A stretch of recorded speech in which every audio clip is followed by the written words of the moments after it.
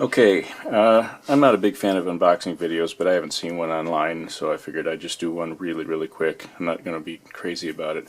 I just picked up a Fly6. I've tried a lot of different video cameras on my bike. Rear is very difficult. My main thing is battery life. Pretty much any high-def video camera these days is going to do a good enough job for what you need.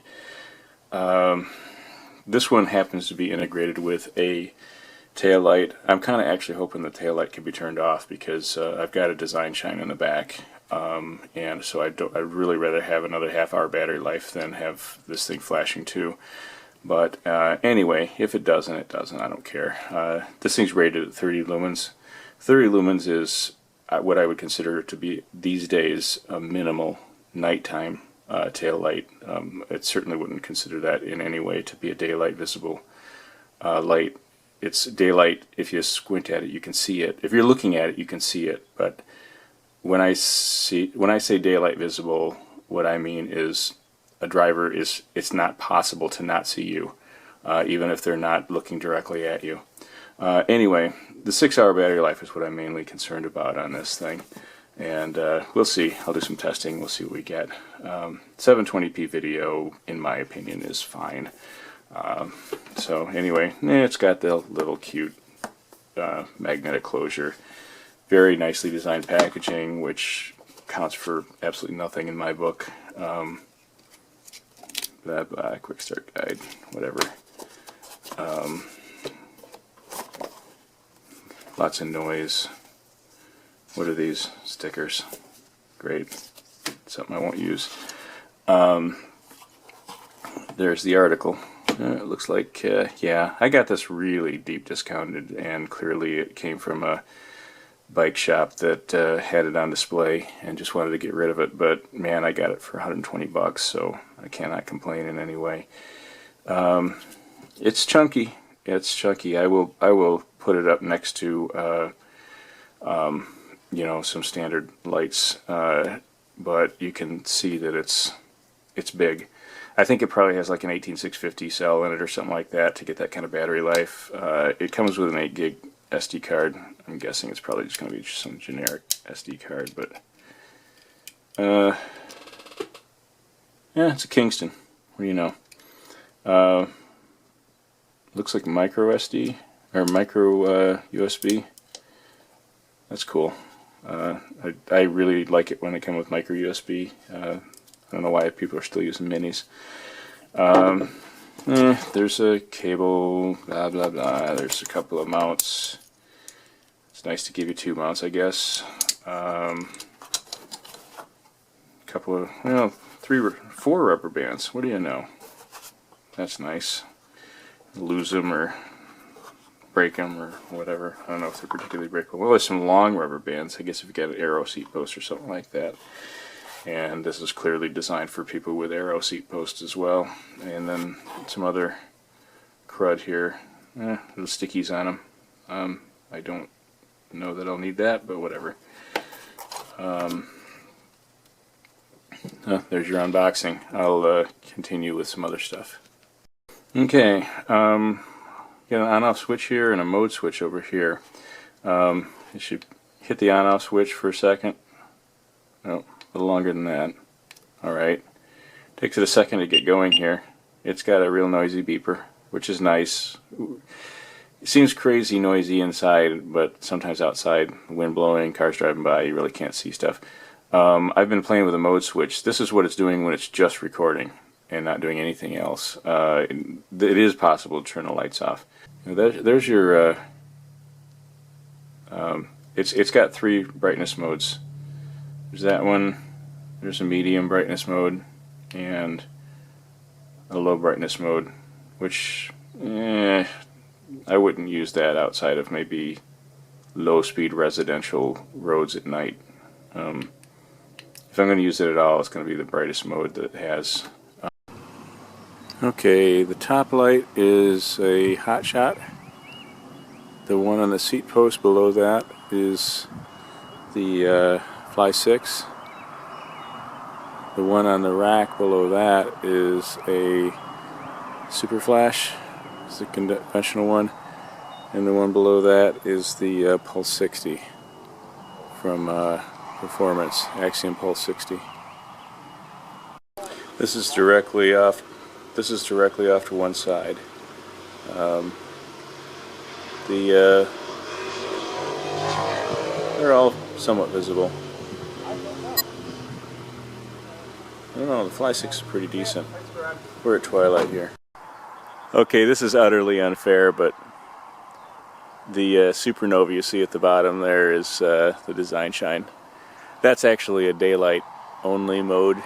The instructions say do not ever use this at night, so it's doubly unfair. But that's what I normally run as a daylight light. You can see why I kind of don't really consider any of the other lights to be reasonable daylight light. Yeah, that's the light that I normally run the that's the mode that I normally run the design shine on at night. You can see it still vastly outshines any of the rest of the ones, and that's running at like half brightness. Okay, this is some full daylight tests. This is with the Cycliq Hotshot. You can see it up on top there attached to the helmet. This is the Fly6 in its full brightness mode. Then that's the Planet Bike Super Flash, just sitting on top of the rack there. That's the Pulse 60, the Axiom Pulse 60. That's the first one of the bunch that I consider to be daylight visible. And that is the design shine in one of the nighttime modes.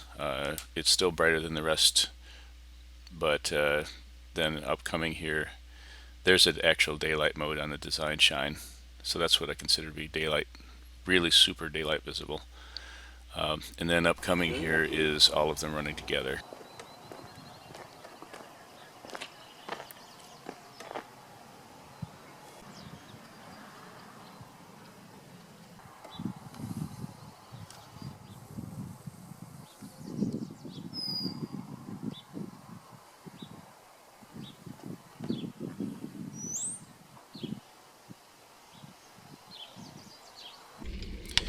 Okay, I'm recording on the preview from Sony Movie Studio here. There's an awful lot of macro blocking, and the video blacks out once in a while. But when I view the raw video file under VLC, or if I remux it with AVI Remux, it looks fine. So I'm going to give it a pass on that and assume that this is just Sony's preview being stupid and slow.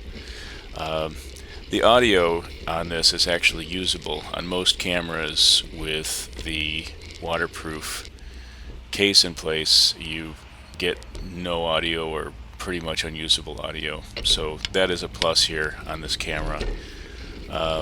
So apart from that, I think the video is just fine. I mean, this is mainly an evidence camera. You don't buy this camera to take, high def videos of that you're going to publish as artistic. So it's an evidence camera, and it's good for that. I'm going to shut up and let the audio speak for a while.